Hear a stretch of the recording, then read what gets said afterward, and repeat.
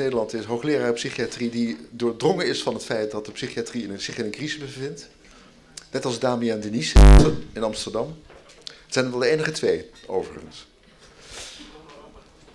Maar goed, daar wil ik vanmiddag ook nog wat over zeggen. Our next speaker, that is the last lecture in this morning session, is Sean Blackwell, who will talk about bipolar or waking up.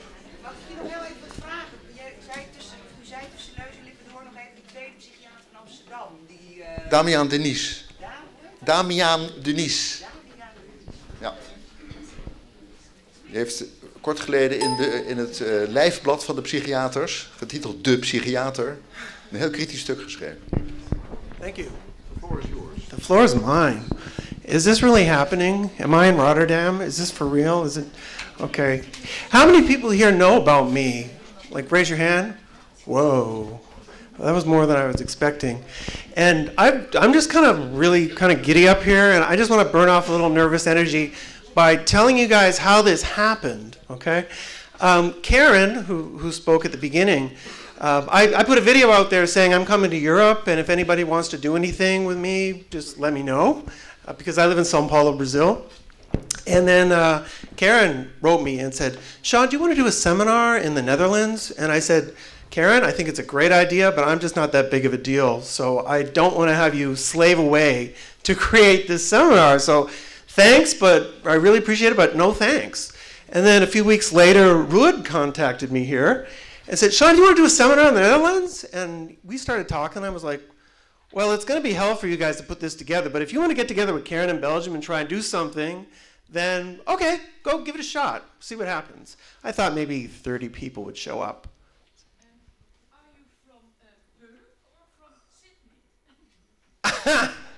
I'm from São Paulo, Brazil, but I'm Canadian.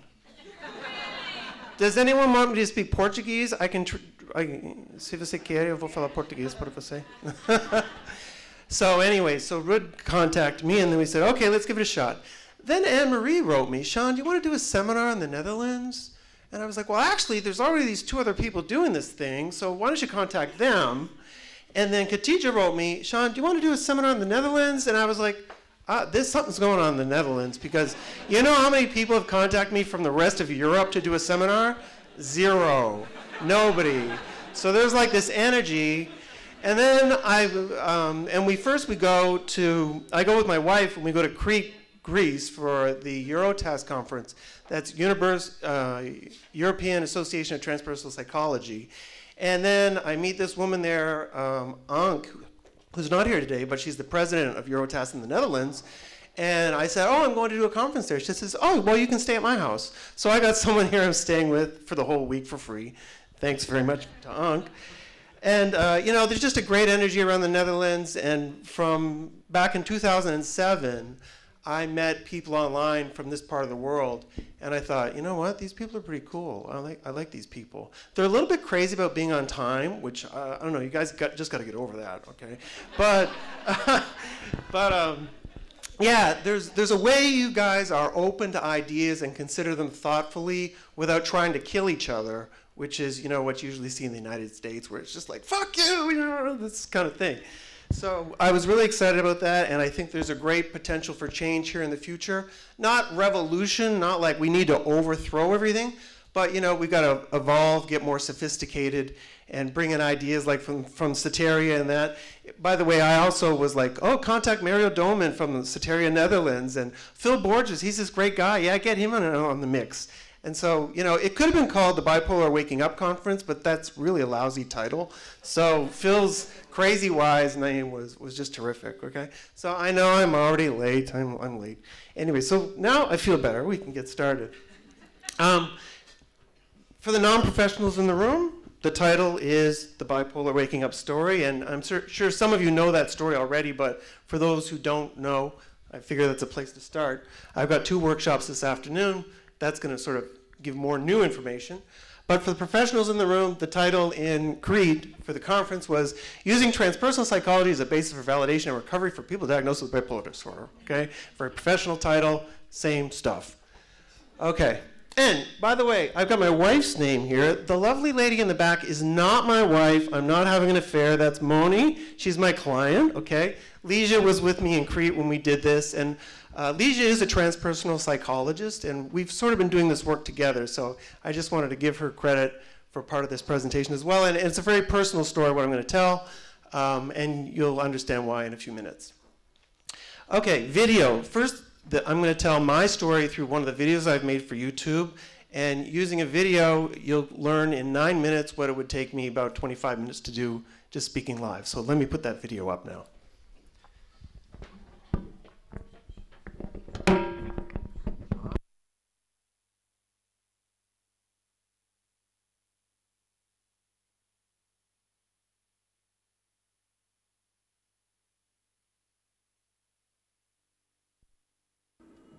Back in 1996, when I was 29 years old, I found myself in the middle of a full-blown career crisis.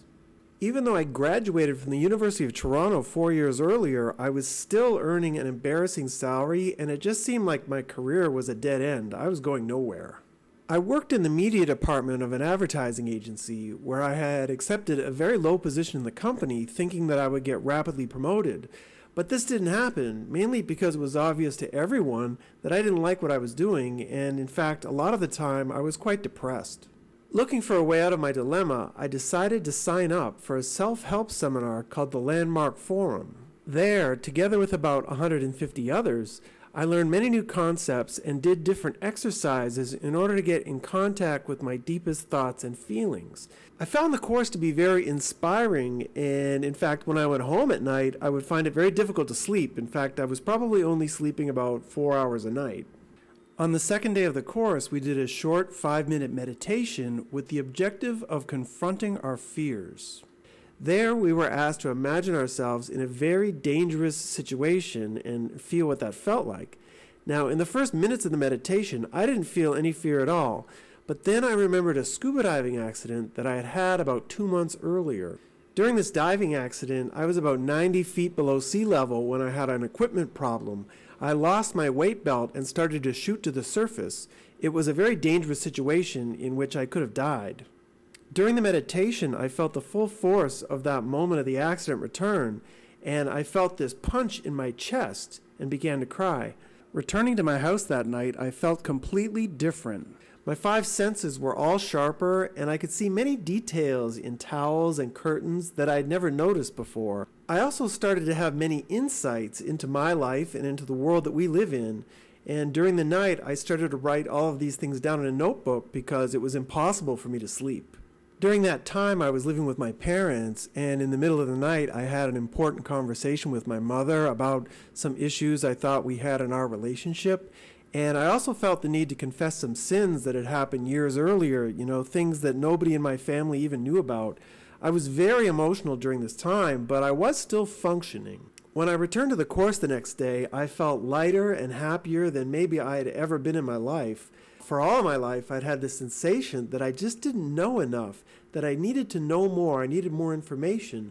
But in that moment, arriving at the course, I felt totally satisfied, almost like I was in a paradise. I continued in that state until the last night of the course, when I had this big insight. I started to think that I couldn't possibly receive the information that I was getting or have the sensations that I was having until I died. And that's when it hit me. I was actually dead. I realized that I had died during my scuba diving accident a few months earlier, and that my life since that moment had been a sort of preparation for where I was really headed, which was heaven or some form of nirvana. I also concluded that since I was dead, but I wasn't quite in heaven, that I must be in some sort of purgatory where everyone around me was really an angel. They looked human, but they were actually angels, and they were all there to help me in this process of purification. The last night of the course was held at a very upscale hotel, and after the last meeting, I entered an empty ballroom of the hotel completely alone, thinking, okay, now I'm going to go to my final destination. I'm going to heaven. But how I would arrive there, I didn't know. I just had this idea that somehow I needed to meet God in a pure state. And so I took off my shirt. After, I felt that the whole thing was a kind of a test for me set up by God, and as part of the test, I needed to let go of all material belongings and all of my fears. In that moment, I also recognized that I needed to pee, but I was afraid to do so in the hotel ballroom. Recognizing my fear, I chose to face it, peeing right there on the carpet, and then lying down on top of my own urine. Laying there, I started to feel many energies leaving my body, my legs, heart, eyes, everything. I thought that I was leaving Earth piece by piece in some way.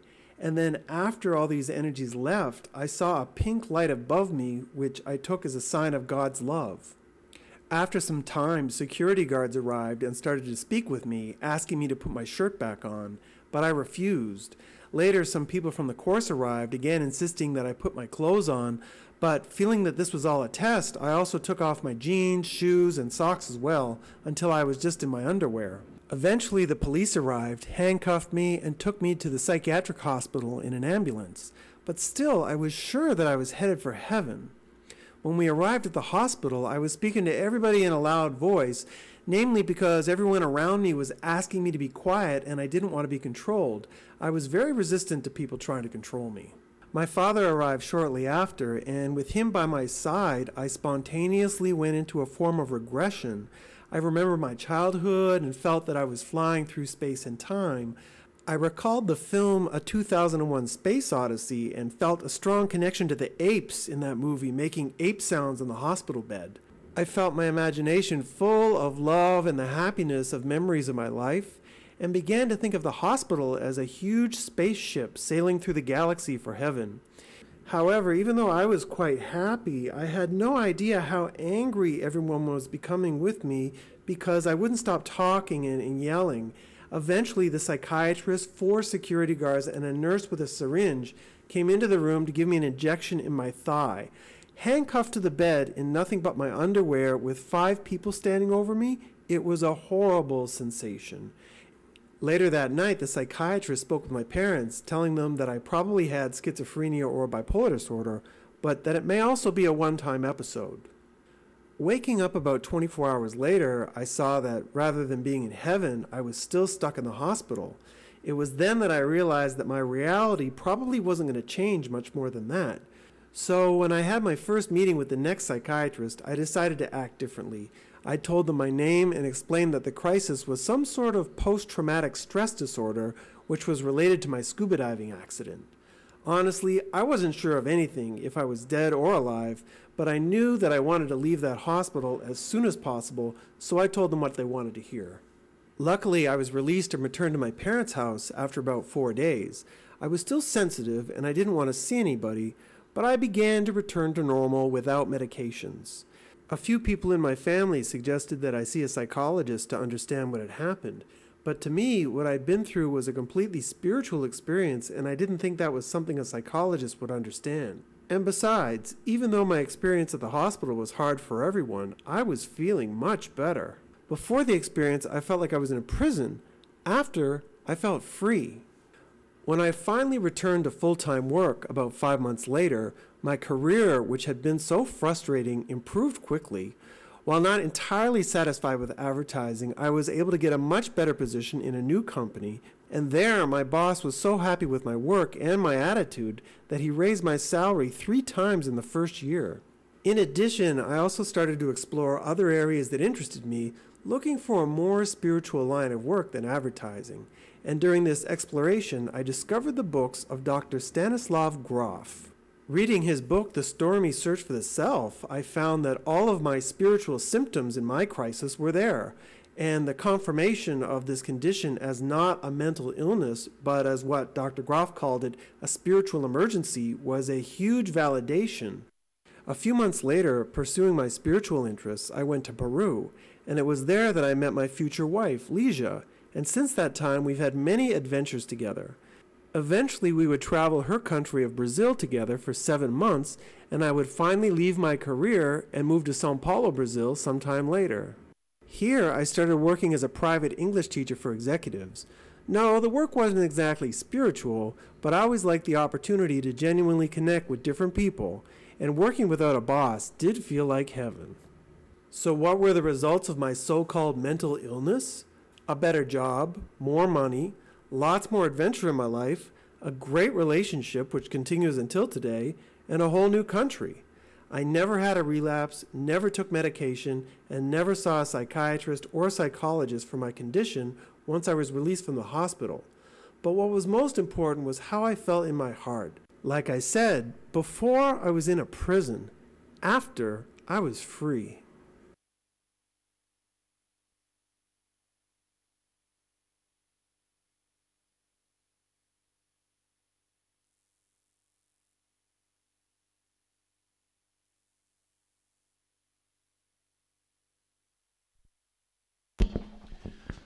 Okay, so, to start, just my story on its own is something that, science and psychiatry really has no explanation for. How do you go into psychosis, big psychological crisis, and then come out grateful for the experience? It was the most important experience of my life. I've felt free ever since, really. But at the same time, I just sort of went back to my life, I just went back to my own business. Transpersonal psychology, we talked about the validation aspect, that's part of the title, the professional title. Heightened sense is a feeling of all-knowingness, like you're dead or dying, being reborn, that you're being tested by God, sense of passing through time and space, identification with other life forms. Stan Grof talks about all of this in his book, and that's why I was like, well, this is my experience, everything he's talking about. And that's why I started. Like, this was a spiritual emergency, not a mental illness. And at the time, especially the way he wrote his books, I thought that mental illness was something completely different. I really didn't know anything about mental illness, and I just went back to my life. Okay, just before we continue, the year I was arrested was 1996, and the number of people arrested a year later in Toronto was 520 people. That was, each head represents 100 people. Anybody want to take a guess how many people were arrested last year under the Mental Health Act? Who thinks it's gone up more than 1,000%? 2 or 3 people increased by 1,000%? 8,441 people were arrested in Toronto last year. That's 16,000% increase, okay? Phil talked about other data pointing to this sort of epidemic. From what I've seen, we're in an unprecedented epidemic of mental disorders, okay? And we gotta find some other solutions. I mean, it's going crazy. I've got 4 nieces in Brazil, and as you'll hear about, 3 of my 4 nieces have received a diagnosis. I've got 2 nephews in Canada. One of them has received a diagnosis as well. I mean, it's becoming more and more common. And we've got no explanation, so new approaches are desperately needed, okay? What makes transpersonal psychology different? Okay, obviously it made a big impact in my life, but to keep it really simple, the medical model is this is a human being. And it's true, this is a human being. Nobody can deny that. It's a body of flesh and muscle and bones and brains and all that stuff. But transpersonal psychology looks at us more like this. It's like we got a spiritual system going on here. Okay, and it really doesn't matter about your beliefs. It's like that's there, and when you go to a transpersonal psychologist, they see you like this, okay? Now, more details. Transpersonal psychology encourages us to transcend our personal ego boundaries by challenging the limiting ideas of the rational ego or false self, emphasizing the role of intuition, and exploring non-ordinary states of consciousness as a path towards wholeness, okay? There's an assumption that the soul exists, that the soul is there, and that God, or we would say in a broader way, divine consciousness exists. And in the work of Alex Gray, it's like God is basically flowing through us all the time, divine spirit. Stan Grof here in a picture also done by Alex Gray, he believed that the brain does not create consciousness, but that divine consciousness is signaling the brain. And for Grof and transpersonal psychology, to say that consciousness comes from the brain is a little bit like saying that the internet is in your smartphone. Like, where's the internet exactly? And who invented the internet anyways? But yeah, the internet is somehow everywhere, and we signal it through that smartphone. And I think we're a little bit more sophisticated as people than smartphones, so why is that such an incredible impossibility? I think this is the way I operate every day. Okay, now for science, materialist science, everything I've set up to now is quackery, it's new age nonsense. But you know what? I don't care, because this is how I understood my experience, and this is what helped me heal. And I think it can help a lot of other people heal too. And so one big difference, I think, between me and the anti-psychiatry movement that you see in the United States is that, there's what I see online is a lot of attack against psychiatry, fighting psychiatry. This is wrong, that's wrong, that's wrong. But I'm like, where's the model? They don't have, that in general, the anti-psychiatry movement doesn't have a strong theoretical model. And I think that particularly Stan Grof's work provides a pretty good model that can help a lot of people. But back to my story. So me in 1996, I thought I was 1 in 10,000, maybe every once in a while this happens to some person around the world, this spiritual emergency type thing. But then these two came along, and these are my wife's nieces. My squeaky floor here, sorry. Maybe I'll switch to the other side. In São Paulo in 2007, I'm working as an English teacher going about my business, and then we got a phone call. My niece Anna, this is my wife's brother's daughter, she was displaying some unusual symptoms. She had taken her blouse off in front of her father. She was talking nonstop. She had insomnia, feelings of love and ecstasy, and heightened senses. And she had been going through a bit of a difficult time in trying to find her way once she got out of high school. And I was like, well, this doesn't sound like a mental illness. This sounds like a spiritual emergency. Could she be having a spiritual emergency too? And then we went up to help. We went up to their house after a few days, and she had been drugged by the time we got there. But we saw differences as well. She had this sensation, she had been praying to God for guidance and then just felt blinded by the light, like completely overwhelmed by God. She was very fearful of everyday situations, like going up the stairs alone. She didn't want to go upstairs by herself. She thought movies and TV programs contained evil messages.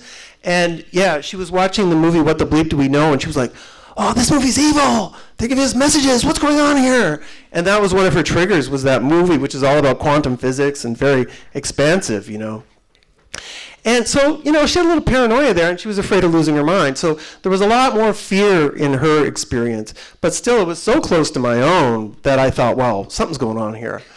Now, we did work with her. I'll confess, my wife said, well, what are we going to do when we get there? I just said, just take everything psychiatry did to me and do the opposite. Okay, and that's where we started from. And that meant connection, involvement. We talked about everything that was bothering her. And she was drugged, by the way, at this point, really overly drugged. She was drowsy. We painted mandalas to sort of get her to express herself. She did a collage about her future. I shared my story with her parents, which I had never shared with her part of the family before because I didn't think they would be open-minded for that. But in this case, I felt it was necessary. And we explained to her parents what had happened to Anna with a more hopeful perspective. We said, look, I don't think this is the end of the world here. I think this could be transformational for her like it was for me. And while she did recover quickly, her psychiatrist and psychologist had never seen anybody recover so quickly from a crisis like hers. They insisted that she remain medicated for 2 years. And I was just like, 2 years? What the hell's going on here? 2 years? And then she went into subsequent depression, and she was labeled with bipolar disorder. So at that point, I was like, what's the difference between a spiritual emergency and bipolar disorder? What's bipolar disorder? I just didn't even know. This is only 7 years ago. But I've got a sociology background, and when I worked in advertising, my background was in research. And, in advertising, they just say, just figure it out. And so that's what I started doing. I started studying the work again of Stan and his wife Christina Grof, who just passed away recently. David Lukoff had managed to get the term spiritual or religious problem put into the DSM-4-R. He had a spiritual emergency himself back in 1972. He's been a big supporter of my work over the years, and I met him in Crete at that conference I was telling you about first time. John Weir Perry had a clinic in San Francisco called Diabasis. He was a Jungian, and he was also the president of the Association of Transpersonal Psychology for a while. And I discovered Lauren Mosher, who really wasn't a transpersonal psychologist, but he and Perry sort of had a similar approach, which is this being with versus doing thing. And so I looked into that. And then I got into Robert Whitaker's work from Mad in America. And yeah, I'll confess that by the time I finished Robert Whitaker's book, I was pretty furious with psychiatry, okay? But that softened over the years when I was struck with the reality of many people's situations, okay? Now, so that's where I started. And then I got online back when I wasn't so gray. And I put my story out there. Am I bipolar or waking up? you know, and I knew I'd woken up, but I wanted to see what people with bipolar disorder would think about my story. And then the feedback just came in. It was like, man, half of what happened to you happened to me. Everything happened to you happened to me, and I'm medicated for life. How is that possible? You know, and that just, questions led to more questions. Oh, okay, so I'm putting this research out there, and then what happens? Well, guess what? Anna's sister, Eliana, comes back from Paris, sees her sister in a situation, and goes into psychosis. I was like, is this, you know, is this a joke? This is like 4 months apart, two sisters. She had similar symptoms to close out, talking about insomnia, all that stuff, heightened senses. But there were differences, and the biggest difference was she knew her older sister's story, and I was getting ready to go back to the parents and say, look, Anna's going to get medicated for life. Why don't you give me a shot? I think we can try and work through this. And just as I was getting prepared to do that, Eliana went into crisis, and she called us, and we took care of her first. Okay? I think that's what I said here, yeah. Unfortunately, we had no other option but to take her to our apartment, okay, because I wasn't taking her to the hospital after all I learned. And we used a Soteria-style approach with more of a transpersonal understanding, but that heart of it, being with instead of doing something to the person, was there, okay? She entered a deep state of ecstasy, which appeared to be an out-of-body experience. She really removed her clothes off in my apartment. She had no pain in her body for 4 days, and she kept bumping into things. Like, she wasn't trying to hurt herself, but she would bruise because she didn't feel anything. She felt no pain. She had a strong sense of newly gained knowledge, and she also tried to fly out of our 13th floor apartment, so obviously, you know, a dangerous situation, but we were with her all the time. We never let her out of our sight, my wife and I, and we stayed with her for the entire process. And then the next day we actually went and got Anna and said, come on, we need you to help support, and we worked her through in our apartment. She also went into a birth regression, which had her thinking, like, what, am I going to be in here for 9 months? She sort of had the twin association of she was giving birth to herself. And Groff has talked about perinatal regressions at length as being very therapeutic and helpful. Okay, so, you know, there were some differences here, and it was a much more powerful experience than my psychosis, my spiritual emergency.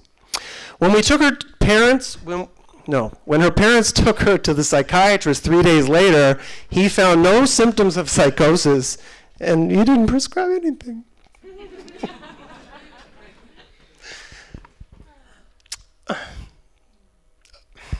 Sorry.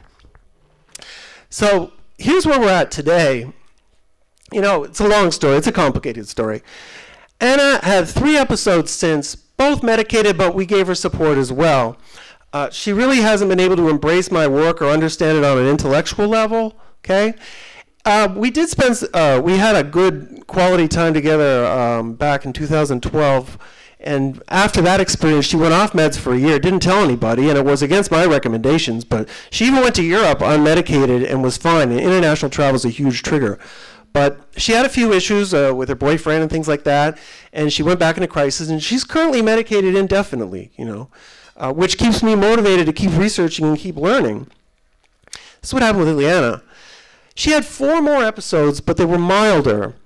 You know, typically when people are medicated in the first episode, the next episodes get harder, and sometimes they get a lot harder. Anna's second episode was much more difficult to deal with than the first. But in Eliana's case, the episodes got milder. We were able to give her a lot of support in the 3rd episode. The 2nd episode was short. It was medicated right away.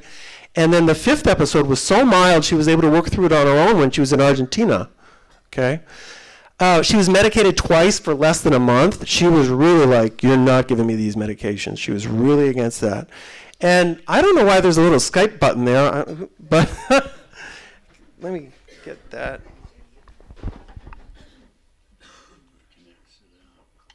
Sorry. A little suspense before the end here. She's been episode-free and medication-free since December 2008.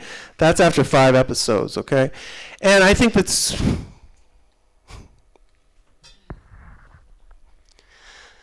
Okay, you know, with our support, you know, the big difference is she was able to validate her experiences while they were happening. We never pathologized anything. And, you know, she's had 5 episodes. Yeah, she recently graduated in France with a full master's. I'm sorry. She was on a full scholarship there. She's already been approved for her PhD work. So much for psychosis causing brain damage, because this would put her in the top 1% of all educated people in Brazil. Okay. I hope she has another episode. I think she's still a little bit too uptight. She could really kind of loosen up a little bit more. And every time she has an episode, she gets a little more relaxed, a little more assertive. Yeah. So after that, what happened? Well, I got a little cocky, I'll confess. I saw the power of transpersonal psychology, no doubt. And I just went hog wild on the internet. I just wanted to get every idea about Stan Grof's work out there to see if I could make some positive change. These are just little clips from my videos, my channel, Bipolar Waking Up, my website. The online strategy covers all aspects of bipolar psychosis from a transpersonal perspective: the spiritual side, the ecstasy, delusions of grandeur, regressions; the dark side, hallucinations, paranoia, suicide; trauma, which is a very important and often ignored aspect; depression; and how this involves waking up, which I talk about in workshop 1, which I know it sounds absurd, but I think if you give it a second, you'll understand why. We also have an online social network in Portuguese. I tried to do one in English, but the flow just wasn't there for me. I don't know, it just didn't work out. But in Portuguese, my wife takes care of this one. It's got about 2,000 people on it. Bipolar Waking Up has 10,000 subscribers. We do about 30,000 views a month, although it's gone down a little bit this year because I haven't been as productive. And Alma Bipolar has Bipolar Soul, that translates as, has 2,000 members, like I said. The big takeaway, people said to me, you give us our dignity back. And, this validation that, hey, there's more going on here than just chemical imbalance, broken brain. We're talking about my feelings, trauma. These spiritual experiences have spiritual roots. And that's all been very important for people, But at the same time, it's 2014, dude, right? Enough talks, time for some action. So I was getting frustrated with just making videos, and I had been working with people in Brazil voluntarily here and there, learning with my wife, And so this year I decided to get out there. I went to Romania last year to work with a woman who translated my videos, and that went pretty well. And so on this trip, I went to Greece for the conference in the beginning of October, then to Romania for 2 weeks, Germany for 2 weeks, Finland for 2 weeks to work with a couple of people up there, all who've been longtime supporters of my work. Moni K from Germany, she's going to be presenting with me as well later today. And then I've got one more stop on my trip down near Geneva. And we've got a whole new approach that we're trying, based on not just transpersonal theory, but some of the techniques that have come out of transpersonal psychology. And it's gone pretty well. Wouldn't be here if it wasn't. So what I'm doing in those little those retreats that I'm doing, I'm going to talk about in workshop 2, the healing the trauma of bipolar disorder. I can tell you 100% for sure, it's absolutely certain that you can heal trauma associated with mental disorders in a way that's not being done right now by the mainstream. Can you heal the disorder entirely? I think depends on a person-to-person basis. I'd also like to mention that right now that I do think that, especially right now, medications perhaps are we might say the least worst answer for some people in certain situations. We've got, there was a guy in Brazil who killed 3 women and cooked them in pastries and sold them to his neighbors. I mean, that is just, what do you do with somebody like that? It's impossible. I mean, there is a very severe end to the mental disorder spectrum, and then there's a very beautiful and enlightened end to that spectrum. And I think both ends need to be respected.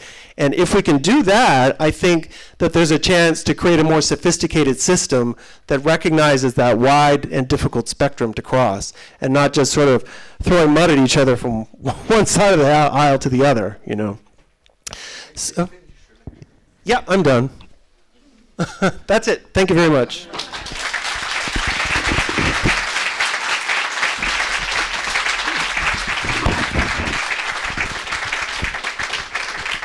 Well, thank you very much for your very energetic and stimulating talk. Dan is het nu tijd voor de lunch. We willen u graag om 1 uur terugzien. Even een punt van orde. De achterste 7 rijen, de mensen die daar zitten, die worden verzocht naar een ander gebouw te gaan. U wordt begeleid, er wordt u geholpen om daar te komen, neem ik aan. Ja, het andere gebouw. Het andere gebouw. En de andere mensen blijven hier in dit gebouw. En tijdens de pauze zal er nog pianomuziek gespeeld worden door Kachija. Oké, tot 1 uur.